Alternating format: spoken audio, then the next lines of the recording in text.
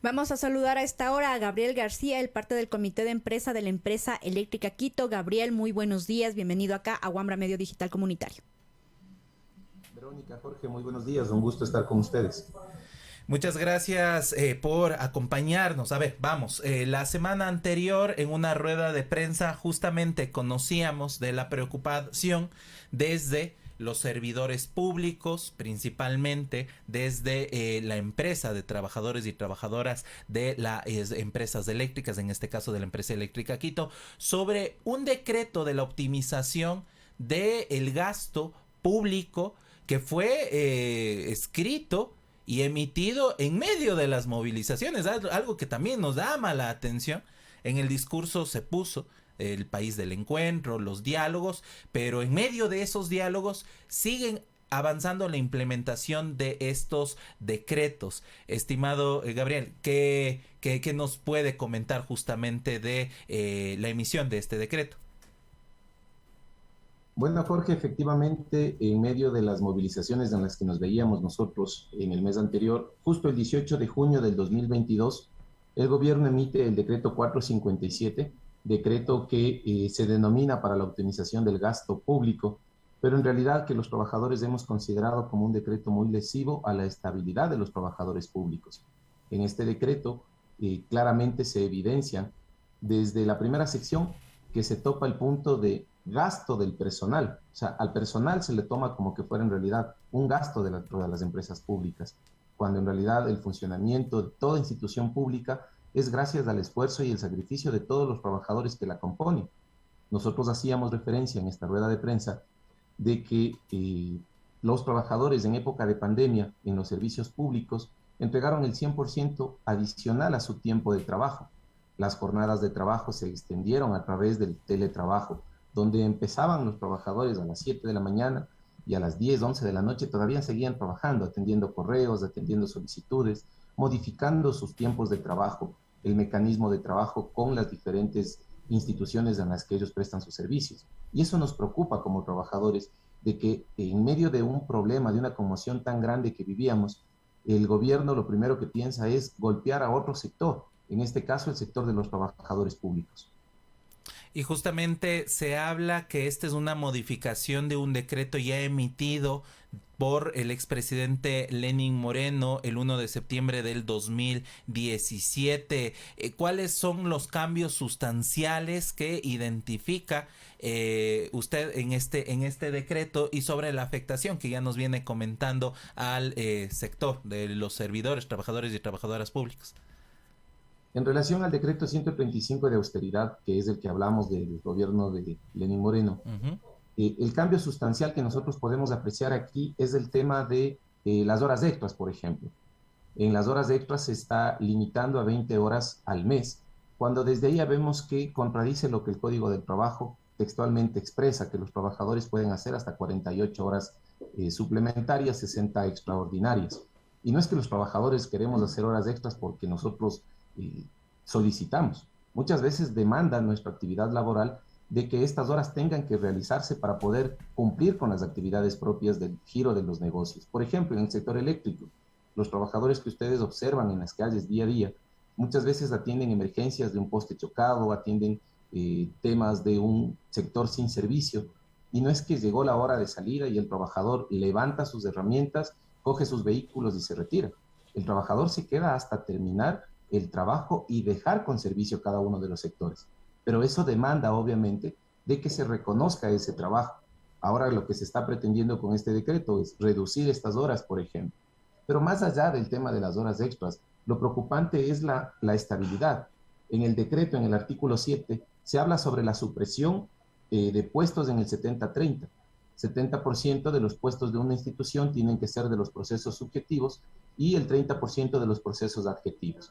De esta manera estamos nosotros viendo que se limita en sí la estabilidad de los trabajadores públicos. En las instituciones del Estado existe un gran número de trabajadores con nombramientos provisionales, compañeros que llevan desde 3, 4, 5, hasta 10 años en esta modalidad de trabajo, compañeros que han entregado ya gran parte de su vida profesional, que las instituciones han invertido en capacitación, en profesionalización, y lastimosamente estos trabajadores todavía no se encuentran regularmente de una forma estable dentro de las instituciones públicas. Y esto el decreto pues lo señala muy literalmente, ¿no? La eliminación de partidas vacantes. Se supone que si una persona sale de una institución, inmediatamente tiene que ingresar un trabajador a cubrir y poder solventar la necesidad de ese puesto de trabajo. Pero ahora se anuncia que habrá eliminación de partidas de vacantes en el decreto y posterior a eso escuchamos al ministro de Finanzas que nos dice no va a haber despidos en el sector público. Entonces como que se contradice en este caso el Ministerio de Finanzas y el decreto que emite la presidencia. Por lo general todos entendemos que si se emite un decreto está en conocimiento de su gabinete.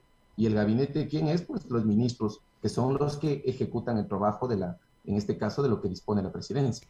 Ahora, Gabriel, nos encontramos con una palabra acá que es bastante clave, me parece, optimización.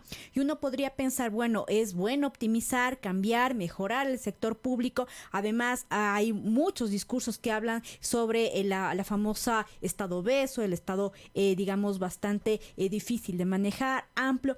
¿Cómo, digamos, pensar que esta palabra finalmente cabe más bien en la privatización? ¿Por qué hablar de privatización y no optimización?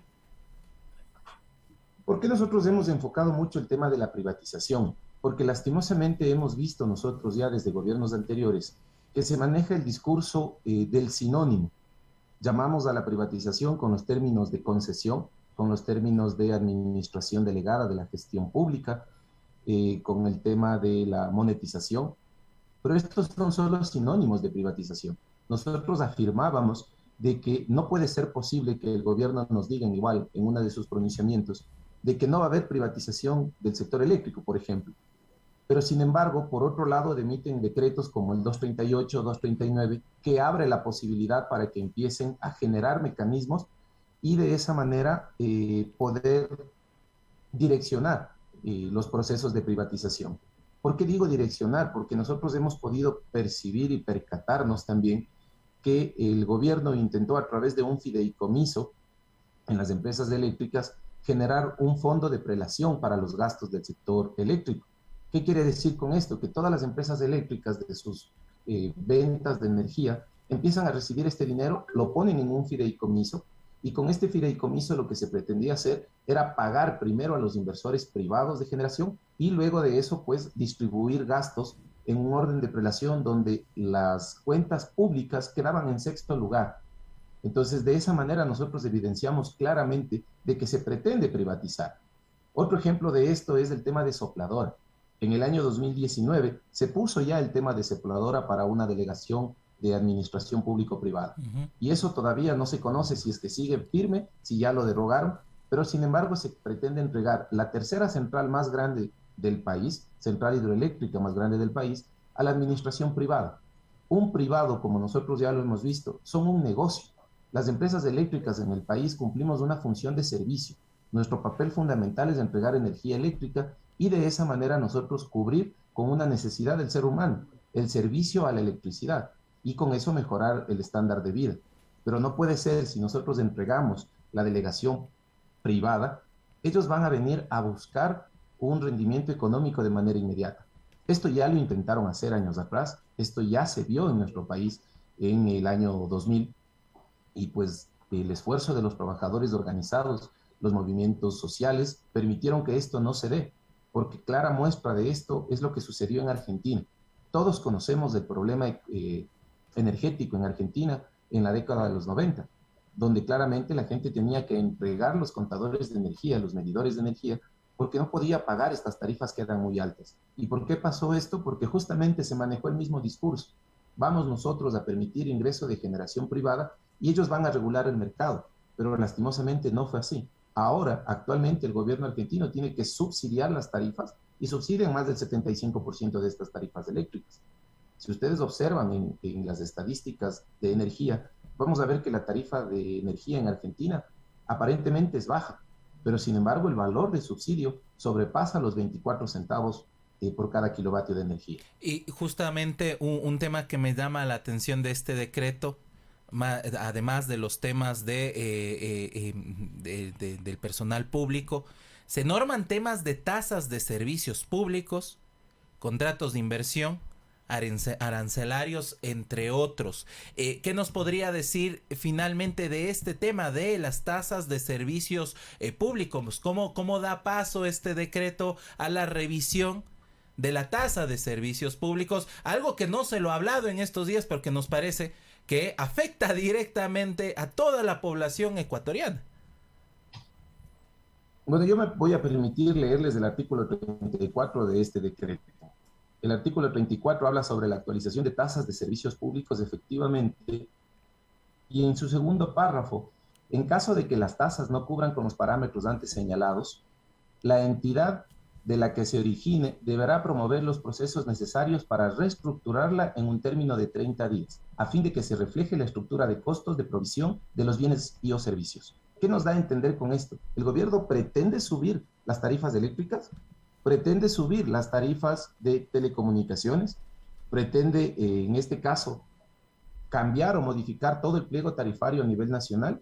Nos preocupa como trabajadores, porque la tarifa eléctrica se compone de tres partes fundamentales en nuestro país. Se compone por una parte de lo que es generación, lo que es la transmisión y la distribución y comercialización de energía. Si nosotros hablamos en números, hablamos de que la generación de energía por cada kilovatio está en el promedio de los 3 centavos. La transmisión está en el promedio de los menos de 1 centavo y la distribución en el promedio de los 5 centavos, dándonos una tarifa, una composición de tarifa alrededor de los 9 centavos por cada kilovatio hora. ¿Qué pasaría si es que esto es modificado a través de decretos, de regulaciones, de procedimientos internos del Ministerio de Energía? Inmediatamente la población será la más afectada.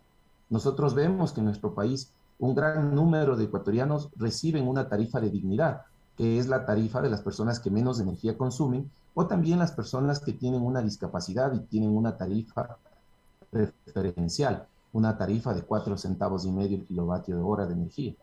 ¿Qué pasa con estas tarifas? No se habla absolutamente nada por parte del gobierno respecto a este tema. Simplemente se pone en el documento y se lo deja ahí esperando, a nuestro criterio, de que eso pase desapercibido y no sea objetado por nadie dentro de esta conmoción en la que vivíamos. Recordemos que este decreto se lanza en pleno momento donde todos estábamos concentrados en la lucha social, en lo que estaba pasando en nuestro país. Declaraciones de los movimientos indígenas, de los compañeros trabajadores, de las organizaciones sindicales, de la ciudadanía en general, se enfocaba en el alto costo de la vida. Y lastimosamente, luego observamos que existe un proceso de actualización de tasas y de servicios. La otra pregunta que también hacemos, si es que no hablamos de incrementar precios, ¿acaso el gobierno va a bajar los precios? Es importante que nos digan esto, pero que nos digan de una forma clara y que no quede sujeto a la interpretación del lector, porque cada uno vamos a tener nuestra propia lectura de este caso. Finalmente, Gabriel, conocer cuál fue la participación del sector sindical, gremial durante estos días de paralización. Bueno, los trabajadores a lo largo de la historia, especialmente en nuestra organización, en el Comité de Empresa de los Trabajadores de la Empresa Eléctrica Quito, siempre hemos sido partícipes de estas luchas sociales. Nuestra plataforma de lucha está alineada dentro de los 10 puntos iniciales que tenía la plataforma de la CONAIE, y pues nosotros estamos en este proceso siempre activos, siempre hemos participado, y lo más importante, como ustedes pudieron observar, nunca se paralizó el servicio eléctrico, ni tampoco se va a paralizar, porque ese es un derecho de la ciudadanía. El servicio eléctrico estuvo presente y eso se lo hizo de una manera coordinada. Los trabajadores cumpliendo sus horarios de trabajo, los trabajadores entregando un 100% de toda su predisposición para poder llegar a sus puestos de trabajo. Pero igual, otro grupo de trabajadores organizados, movilizados, reclamando los derechos que toda la ciudadanía percibe, derechos que han sido conculcados, el alto costo de la vida que tenemos nosotros, el tema de la salud, la educación, pidiéndole explicaciones al gobierno. Hace días atrás, igual ustedes escucharon que un compañero del sector petrolero nos demostraba con cifras y con números que tenemos un excedente de más de $1.000 millones en 7 meses. ¿Dónde está ese dinero? ¿Por qué ese dinero no ha sido reinvertido en el sector de salud, en educación, en lo más necesitado que nuestro país tiene en este momento? Entonces, los trabajadores eléctricos organizados en el comité hemos participado activamente, no solo de este proceso, lo hemos venido haciendo durante toda la historia de nuestra organización. Estamos próximos a cumplir ya 66 años de vida institucional. Gabriel, muchísimas gracias por esta entrevista. Creo que bastantes puntos se quedan para seguir analizando este tema. Quisiéramos también saber qué de pronto acciones está preparando el sistema gremial de las empresas públicas para, digamos, de alguna manera hablar o poner en la discusión este decreto. Bueno, inmediatamente el decreto tendrá que ser observado desde la vista constitucional. Este decreto tiene muchos problemas de inconstitucionalidad. Estamos vulnerando nosotros el derecho al trabajo de muchos servidores públicos.